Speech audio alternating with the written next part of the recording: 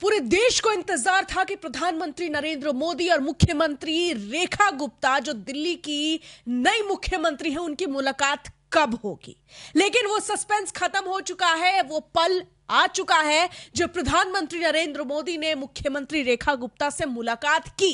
लेकिन अब तक ये हेडलाइन चल रही है कि दोनों की मुलाकात हुई है, लेकिन एचसीएन न्यूज आपको बताएगा कि आखिर दोनों में खास बिंदु जो जिन मुद्दों पे बात हुई है वो कौन से हैं, जो चंद घंटों की मुलाकात है उसके क्या मायने हैं, वो सब कुछ हम बताएंगे। हमारे साथ हमारे सहयोगी नीतीश पाठक है, उनका बहुत बहुत स्वागत है। सबसे पहला सवाल, पूरे देश को इंतजार था इस पल को, ये दृश्य देखने के लिए हर कोई इस पल का इंतजार था कि कब प्रधानमंत्री नरेंद्र मोदी मुख्यमंत्री रेखा गुप्ता से मिलते हैं। अब तक एक औपचारिकता के तौर पर भारतीय जनता पार्टी की तरफ से वो मिल रहे थे और जो मंचों पे उनसे मुलाकात कर रहे थे वो देखा गया, वो तमाम तरीके की चीजें हैं। लेकिन अब से जो कार्य की बात होती है, अब से जो कर्म की बात होती है, अब उस पर बात हो रही है। प्रधानमंत्री नरेंद्र मोदी रेखा गुप्ता की मुलाकात हुई, इस पर आप क्या कहेंगे? सबसे पहले आपका रिएक्शन क्या है? देखिए रंजना, दिल्ली में डबल इंजन की सरकार है।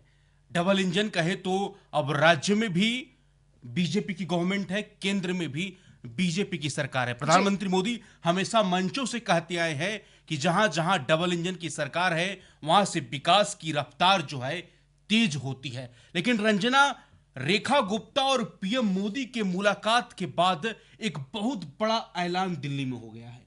वो ऐलान मैं आपको बताऊंगा। और इस ऐलान से विपक्ष जो वर्तमान में है यानी कि आम आदमी पार्टी, उसकी नींदें जो है उड़ गई हैं। आपको बता दें कि रेखा गुप्ता मुख्यमंत्री बनने के बाद पहली बार प्रधानमंत्री मोदी से मुलाकात करने प्रधानमंत्री आवास जाती हैं। और प्रधानमंत्री आवास से जैसे ही रेखा गुप्ता बाहर निकलती है रंजना, एक ऐसा ऐलान करती हैं, एक ऐसा फैसला सुनाती हैं जिसे सुनकर विपक्षियों के होश उड़ जाते हैं। सबसे पहले तो मैं अपने दर्शकों को बता दूं रंजना कि रेखा गुप्ता प्रधानमंत्री मोदी से मुलाकात करने के बाद एक ट्वीट करती है जी। और रेखा गुप्ता लिखती है रंजना कि आज प्रधानमंत्री आवास में यशस्वी प्रधानमंत्री माननीय नरेंद्र मोदी जी से शिष्टाचार भेंट की।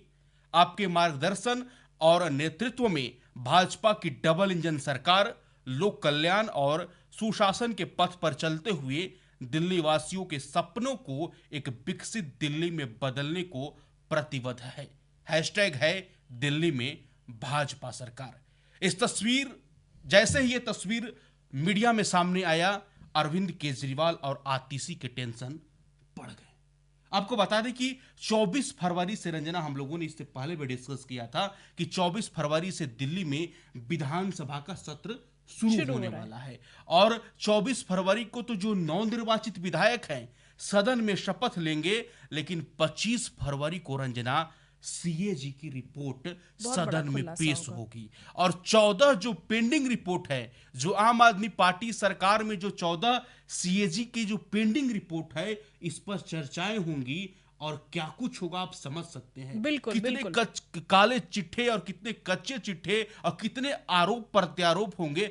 असली दिल्ली में आरोप प्रत्यारोप का दौर जो है 25 फरवरी से शुरू होगा। यानी कि आम आदमी पार्टी इस वक्त बौखला गई है, क्योंकि जो रेखा गुप्ता की पहली कैबिनेट थी उस पर पहला मुहर उन्होंने लगाया कि आयुष्मान भारत योजना को हम दिल्ली में लागू करेंगे, और दूसरा उनका मुहर था कि 14 सीएजी जो पेंडिंग रिपोर्ट है उसको सदन के पहले सत्र में हम पेश करेंगे। तो एक खबर जो है आम आदमी पार्टी के लिए काफी बुरी खबर है। आपको इसी के साथ साथ बता दें कि आतिशी ने चिट्ठी लिख दिया जी सीएम रेखा को, और चिट्ठी लिखकर मिलने का वक्त मांगा और कहा कि जो आपने महिलाओं से वादा किया था, मुख्यमंत्री रेखा गुप्ता से जो महिलाओं से आपने वादा किया था वो वादा आपने पूरा नहीं किया। 2500 रुपया आपने देने का जो हर महीने वादा किया था कि महिलाओं के बैंक में 2500 रुपया क्रेडिट होगा, उस वादे से आप मुकर गए। पहले कैबिनेट में आपने मुहर नहीं लगाया। लेकिन सीएम रेखा जो है इस पर आज बैठक बुला दी। सीएम रेखा अब इस पर बातचीत करेंगी, इस पर अब उस क्राइटेरिया को तय करेंगी कि किनको किनको देना। अब रंजना, जो पैसे वाली महिलाएं होंगी जिनके पास खुद पैसा है, संपन्न है, जो आईटीआर दे रही हो, इनकम टैक्स रिटर्न दे रही हो, उनको क्या जरूरत है? तो उस हिसाब से एक क्राइटेरिया तय करेगी दिल्ली सरकार, और उसके हिसाब से जो वादा है, सीएम रेखा भी कई बार कह चुकी हैं कि 8 मार्च को अंतर्राष्ट्रीय महिला दिवस जिस दिन है, उसी दिन महिलाओं के खाते में 2500 रुपया क्रेडिट हो जाएगा। उसके बाद रंजना, आज आपने देखा कि दिल्ली सरकार के बड़े बड़े मंत्री सड़क पर उतर गए।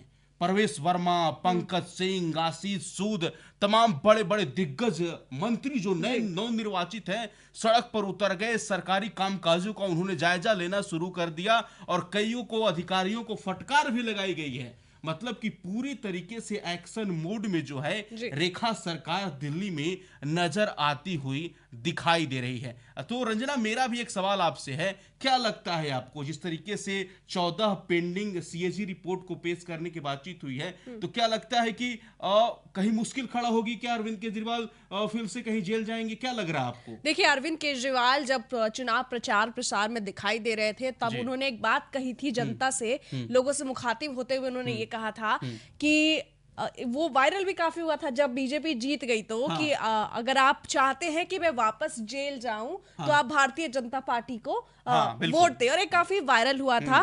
खैर, ये लोगों ने मजाक के तौर पे लिया, मीम के तौर पे लिया, लेकिन इसके मायने में जरा इस पर चर्चा करती हूँ। उन्होंने ये जरूर कहा था, और उनको शायद इस बात का इल्म या फिर इस बात का अंदाजा जरूर था कि जैसे ही भारतीय जनता पार्टी आती है, तो कहीं ना कहीं से, किसी ना किसी तरीके से, या फिर उनको ये अंदाजा पहले से था कि हमने कुछ गलती की है, या फिर अब दो बातें हैं। एक तो वो ये सोच रहे होंगे कि उन्होंने, मतलब जो मायने निकाले जा रहे हैं, या तो उन्होंने गलती की होगी, या फिर दूसरी बात ये, क्योंकि वो ये कहते हैं कि मुझे फंसाया जाएगा। ये दो चीजें होंगी। लेकिन हाँ, एक चीज जो तय नजर आ रही है वो है, क्योंकि भारतीय जनता पार्टी का जो कॉन्फिडेंस मुझे दिख रहा है, और जो रिपोर्ट्स आने वाले हैं, इसका ये जरूर मतलब है कि आप देखिए कि 8 फरवरी को नतीजे आए, इसके बाद बीते दिनों 20 फरवरी को शपथ ली, 20 से 25 मतलब 5 दिन भारतीय जनता पार्टी काम करेगी। और जैसा कि आप बता रहे हैं कि रेखा गुप्ता के जो एक्शन ताबड़तोड़ ले रही हैं, इस दरमियान अगर आप देखेंगे, बैठक भी आज उन्होंने की है, तो इसका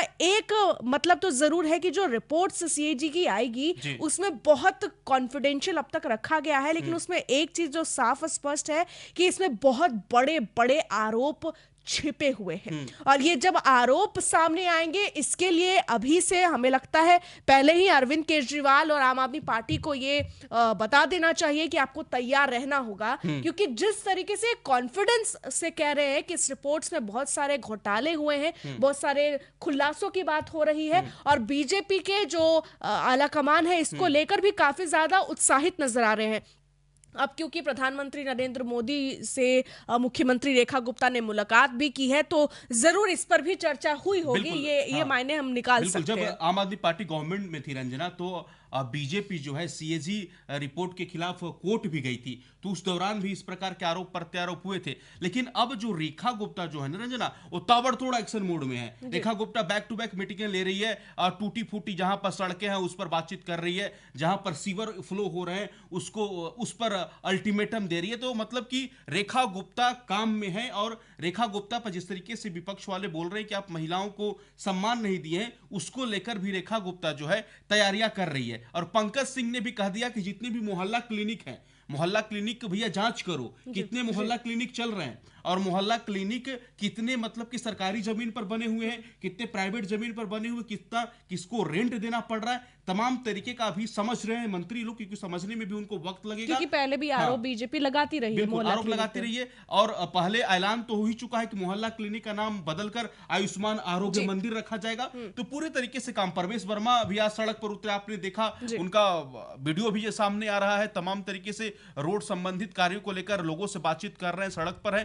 तो बीजेपी जो है दिल्ली में काम कर रही है, और प्रधानमंत्री मोदी से मिलने के बाद रेखा गुप्ता का जो एक्शन है और बढ़ गया है। मतलब पीएम मोदी से मिलने के बाद रेखा गुप्ता डबल मोड में है। मतलब कि एक तो केंद्र का सपोर्ट, एक तरफ खुद का उनका जो अपना पावर है, तो दोनों जब मिल जाता है तो दोगुनी रफ्तार से दिल्ली में विकास कार्य को लेकर मुझे रेखा लगता गुप्ता है कि सजग है। अब जो है जो दिल्ली की जनता है अब काफी ज्यादा खुश हो गई, और शायद ये भी एक वजह रही क्योंकि 10 साल तक आम आदमी पार्टी रही, तो भारतीय जनता पार्टी ने आरोप लगाया कि आम आदमी पार्टी ने कोई काम नहीं किया, चाहे वो यमुना की सफाई हो, पोल्यूशन एक बहुत बड़ा मुद्दा है दिल्ली का। खास तौर पे हम भी, आप भी कई दफा बीमार पड़ चुके हैं और हमने देखा है कि कैसे हालात बन जाते हैं रास्तों पे, सड़कों पे।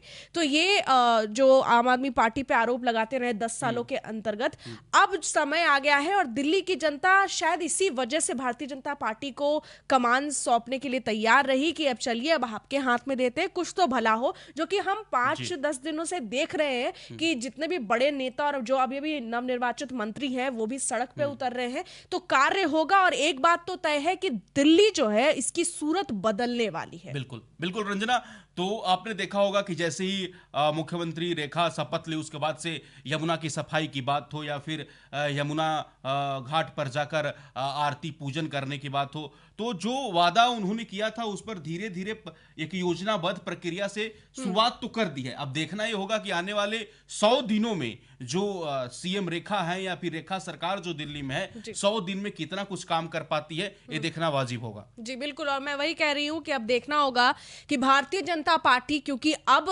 जनता ने आप पर भरोसा जताया है, तो अब आपका काम जो है, क्योंकि आप एक्शन मोड में हैं और दावा भी यही किया जा रहा है, तो उम्मीद है कि आगे भी एक्शन मोड में रहेंगे और जो जनता है जो भरोसा आप पर करती है वो कार्य पूरे होंगे, चाहे सफाई का हो, चाहे हवा को शुद्ध करने की बात हो, चाहे सड़कों की बात हो, ये तमाम तरीके के मुद्दे हैं। और फिलहाल इस खबर में, इस रिपोर्ट में इतना ही। हमने मायने भी बताए, हमने आपको ये भी बताया कि रेखा गुप्ता और प्रधानमंत्री नरेंद्र मोदी के बीच क्या बात हुई और किस तरीके की प्रतिक्रियाएं हैं उस पर भी हमने चर्चा की, और 100 दिनों में क्या रिपोर्ट कार्ड होगा उस पर भी चर्चा आगे भी करेंगे। लेकिन इस पूरे मामले पर आप क्या कुछ कहेंगे, आपकी क्या राय है, कमेंट में जरूर लिखें। फिलहाल के लिए इतना ही। मैं आपके साथ रंजना उपाध्याय, धन्यवाद।